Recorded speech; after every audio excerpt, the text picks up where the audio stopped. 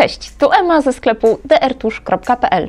W dzisiejszym odcinku przyjrzymy się bliżej urządzeniu wielofunkcyjnemu Canon Pixma TS5050.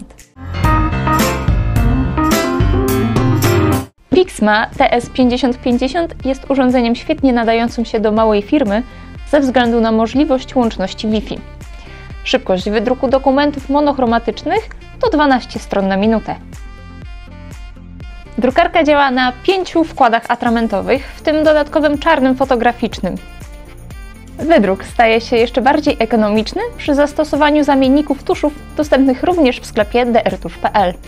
To urządzenie wielofunkcyjne jest wyposażone w kolorowy skaner, a także posiada górny podajnik papieru, dzięki czemu przy wydruku nie zagina kartek. Dlatego też możemy użyć papieru o większej gramaturze, do 300 g na metr kwadratowy. Drukarka posiada wysuwany panel z wyświetlaczem, a także wbudowane gniazdo na karty SD. Dzięki temu jest to dobra opcja do szybkiego wydruku zdjęć. Suwak dopasowujący rozmiar papieru umożliwia wydruk kopert. Dodatkową zaletą tego urządzenia jest możliwość obsługi wydruków i skanów przy wykorzystaniu aplikacji mobilnej Canon Selfie.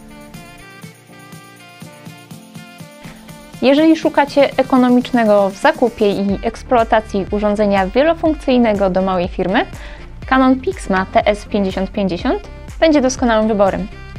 To już wszystko w dzisiejszym odcinku. Specyfikacje innych urządzeń do domu i biura znajdziecie na naszym kanale.